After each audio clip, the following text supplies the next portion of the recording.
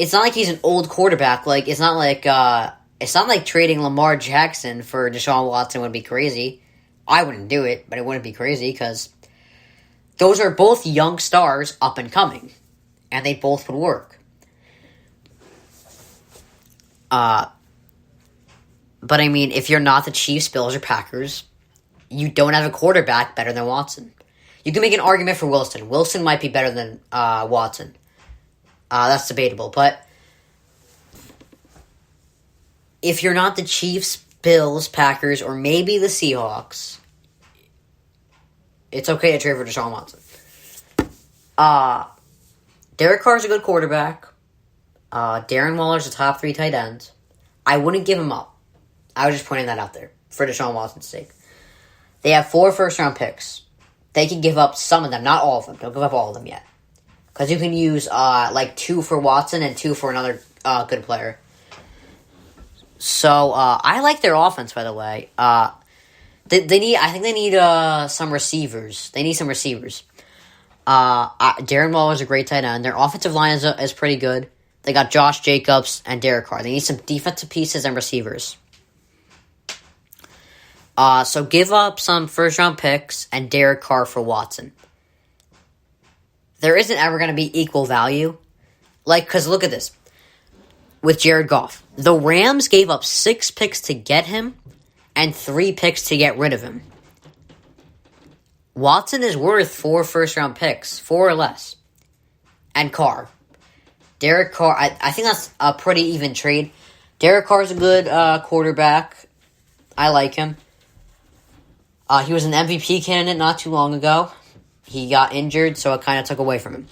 So, I think Carr, I think it's the most even trade that you can even ask for to get Watson. Carr and maybe 2 first-round picks for Watson, pretty good. I think Carr is top 15. I'd say the top 10 consists of, obviously, your Mahomes, Rodgers, Allen, Watson, Wilson. I think the other 5, I think on the bottom end of the top 10 is Brady, Prescott, Tannehill, Lamar, and maybe a Mayfield or Stafford. And then right outside the top 10, Derek Carr, maybe a Matt Ryan and a Matt Stafford. He's better than Matt Ryan, though. I don't know about Matt Stafford, but he's better than Matt Ryan.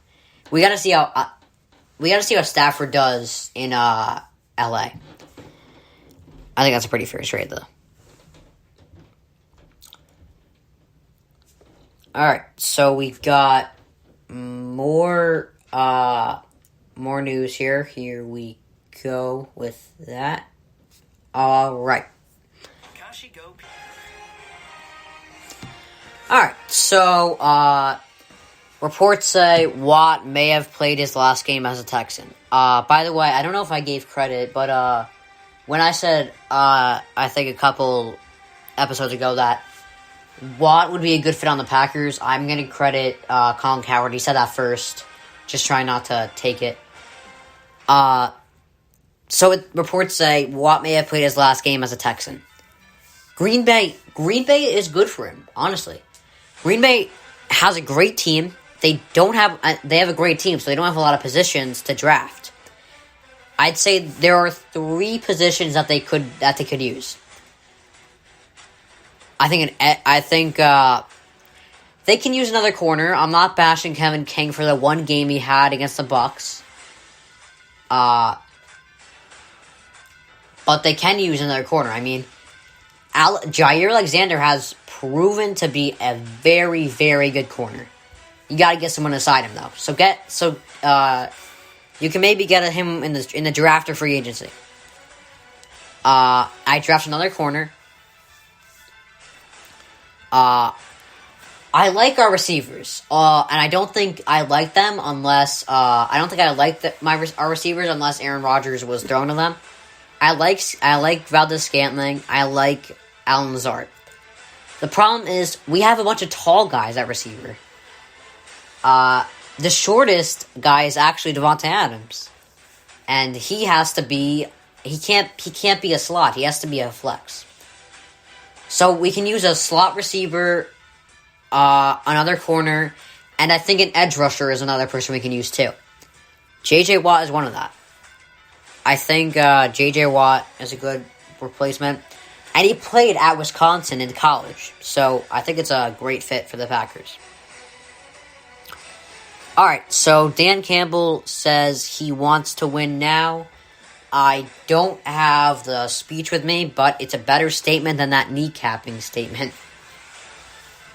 We're going to bite your kneecaps off. No. Alright.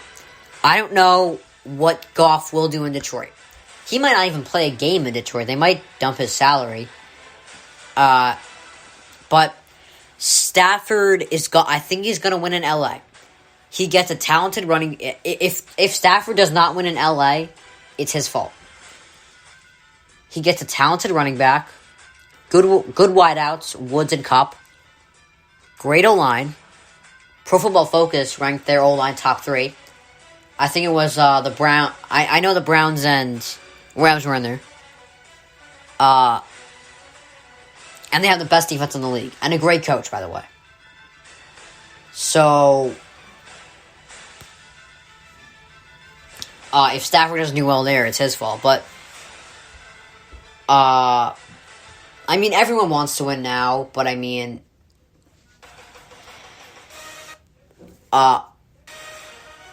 only the owner and GM know what they're doing, really. I mean, the coach is fighting for his job. The players are fighting for their job. So, no one's ever going to really tank. But the owner and GM are, I think they're just trying to get a fresh start here. I don't know. I don't know when the Lions are going to. Well, really, there's no get back for them because they were never good. But I don't know. I don't know what's going to happen with them. I'll see maybe. I don't know, like 8 games next year. I'll probably see what happens. So here we go. So LaMelo scored 27 off the bench, and some people aren't surprised, but I am. I don't hate LaMelo. I don't hate him. He's just not my ideal choice. He just want to be my ideal choice for an NBA player. I thought it was a lot of flash, but I'm shocked by this. He's been good. He's been good. I should have acknowledged this. He played against bigger guys in his early career, like Luka Doncic played against in the European League. He said it was tougher to score there than in the NBA. LaMelo kind of did the same thing, so I should have acknowledged that. That was on me. But I don't know. We'll see where he goes in the next couple of years. Lonzo really has only shown that he's a great passer. All right, but that's it for the news. All right, so I thought this was a great year for coaching candidates and a terrible year for coaching hires. You know, you had a lot of great candidates out there. Brian Daboll, Arthur Smith, Brian Daboll, Arthur Smith, Robert Saleh, Joe Brady's not a bad candidate. Urban Meyer, great candidate there. Eric Bieniemy. I mean, there are so many talented coaches out there, and a lot of them didn't get hired.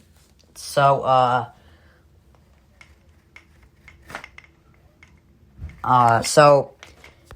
Nick Sirianni, that press conference, what in God's name was that? It's fair to ask that question, right? Because, as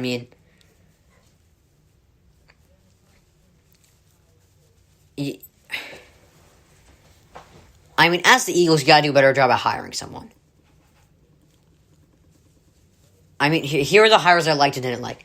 Brandon Staley to the Chargers was okay. I kind of like that. That's not terrible.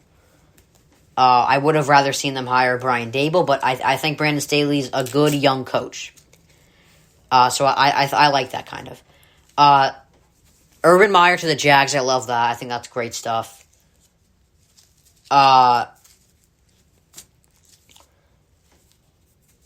Let's see this. Oh, Arthur Smith to the Falcons, love that. I think it's perfect for them. He grew up around Atlanta. He runs a Shanahan-like offense, and they thrived under that. They won a Super Bowl almost under that.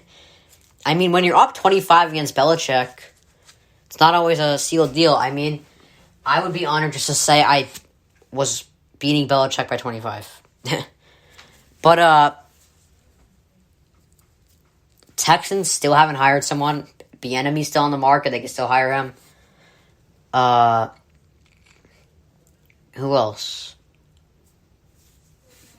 The Jets. I like Robert Saleh to the Jets. I like that one. And then you have the Eagles getting... And actually, who's... I hated the Dan Campbell hire. That's just typical of the Lions, though. And then you got Nick Sirianni to the Eagles. So he went on a rant about systems in his. You know what I think you guys should go and do? Look at that press conference. Count how many times he said the word system, please, because that was insane. So they weren't going to get someone with a lot of offers.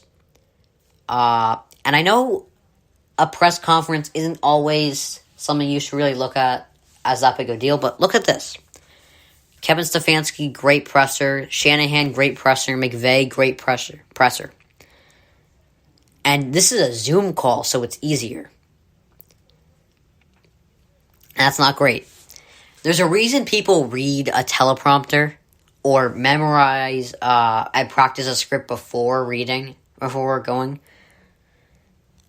First impressions matter. Obviously, it could be... he could flip the switch easily. I mean, I'm not saying he can't. But he looked anxious and terrified. What are you going to do when you're standing in front of 50 alpha males in the locker room? Half of them you're going to lose, by the way. I mean... let's be honest, none of us like being managed. I mean, but you gotta find a coach that if you're gonna be managed, you gotta find someone you believe in. That press conference, that's tough to believe in. So there have been reports that San Francisco doesn't want Garoppolo to return. This is not a terrible report. Garoppolo going would not be a bad idea. But here's a report I heard from a legit source, first of all. Garoppolo for Cousins. I like Kirk Cousins. He's on the Vikings, so as a Packers fan, I'm a little iffy about him, but I like him. I don't think he's a terrible quarterback. I think he's like Derek Carr. I mean, he's not a bad quarterback. He's just a tad inconsistent at times, but he's good. I think he's good. I like him. But if you're going to trade Garoppolo at all, trade him for like Watson or at least you're trading her for Watson if you're going to trade him at all. Garoppolo is good enough for the Niners. With the Niners, a great coach, a great defense, and a good offensive weapons, you don't need a dominant quarterback like an Aaron Rodgers. When you're the Niners, you don't need an Aaron Rodgers. You got Garoppolo. He's good enough for you. With that defense and Shanahan.